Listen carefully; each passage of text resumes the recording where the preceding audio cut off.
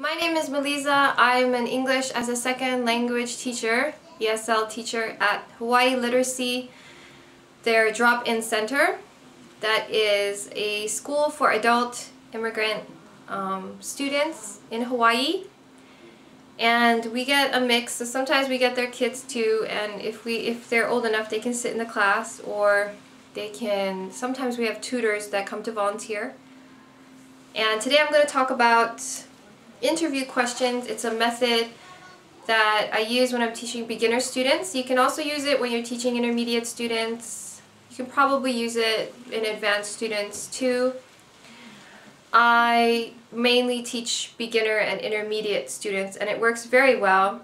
It helps build listening comprehension and writing skills. So after I might have been teaching a page in this Oxford Picture Dictionary book I use. This is the teacher's book to the Oxford Picture Dictionary. Now they have a newer edition, second edition. This is the teacher's book for the older edition, but I still use it because it's still good. And the new teacher's book, I'm not sure if it's out yet.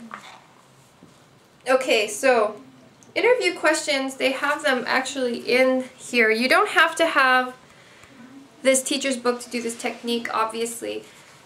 They're just questions that relate to the material that you taught. So today, if I had taught about money, the questions would be about money. So here are the questions. Number 1, do you try to save a certain amount of money every week? Do you try to save a certain amount of money every week? Number 2, do you use a bank? Do you use a bank? And number 3, do you have a credit card? Do you have a credit card? So those are the questions in the interview section. So what I would do first is I would have all the students take out paper and a pen or pencil. And when they have their paper and pencil out, I tell them I have 3 questions. So number their paper 1, 2, 3. 1, 2, 3.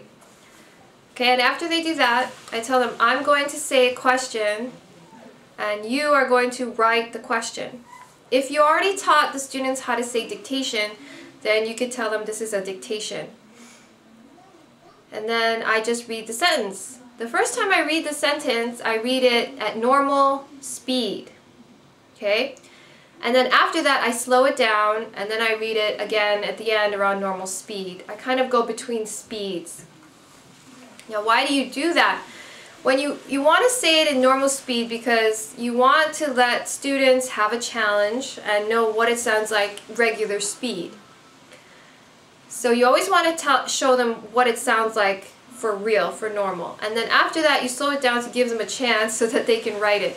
Now obviously, if your students are beginner, you'll slow it down more and you'll repeat it a lot of times. If they're intermediate, maybe you'll slow it down, but you won't repeat it so many times. And if they're advanced, maybe you'll only say the sentence once or twice and that's it, and you won't slow it down at all. So that's how you would vary it up for level.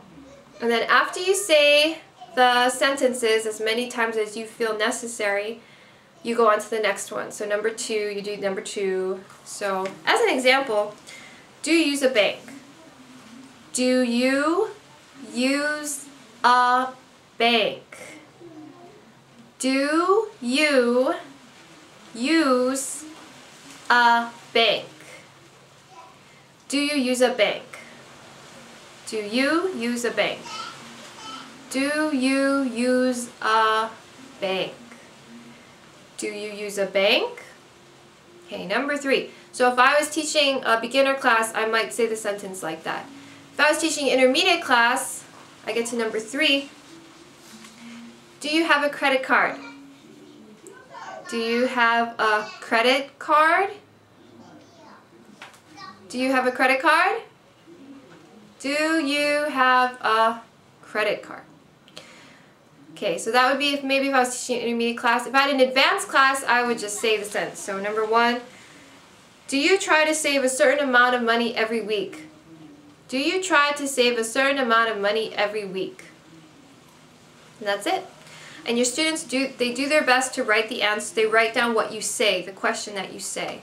Now when you're done, you go to the board and you don't just write the answers, you ask them to tell you the answers and then you write down what they tell you or you write down the correct answer if nobody got it right. And that helps the class take ownership, take more responsibility of the activity. It lets them show off if they got it right. They can declare it out loud to the class.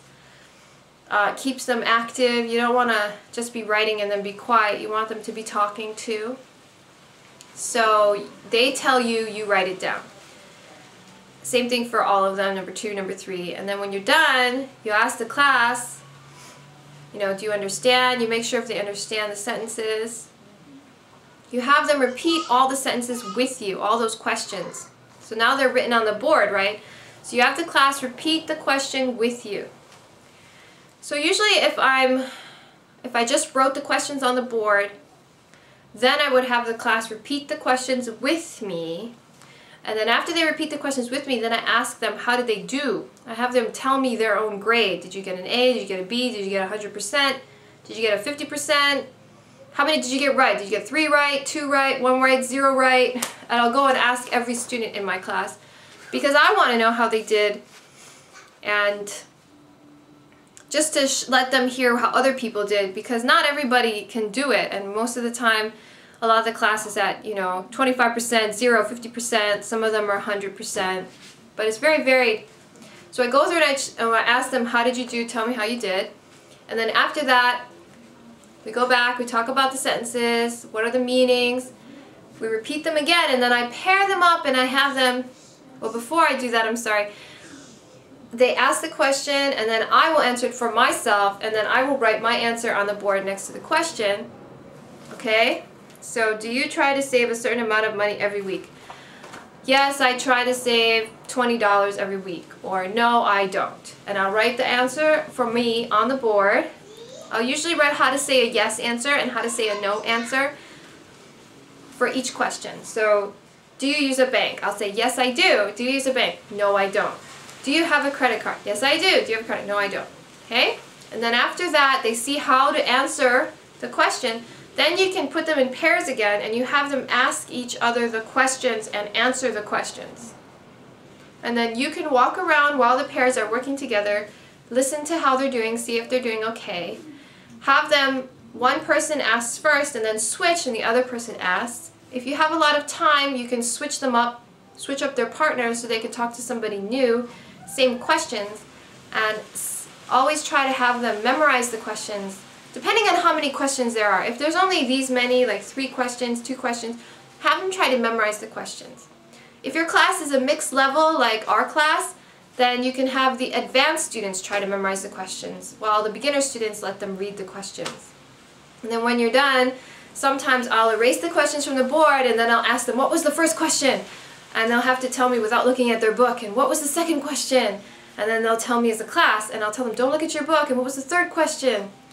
And so they'll see if they actually did memorize the question or not. And if I think it's important, I will have the class repeat and repeat it without looking at their book, looking at me. I'll tell them, look at me, say this, say this. I'll repeat it over and over. Do you use a bank? I'll have them say, do you use a bank? Again, do you use a bank? Until they can say it and look at me and not have to look at their book.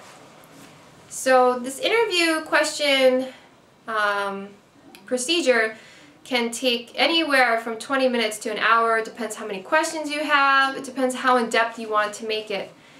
If you want to make it as in-depth as we do, then you have them write the questions, and then you write it on the board after they tell you, you put the answers, you divide them up into pairs, you have them do dialogues, you have them memorize them, then you have them perform them.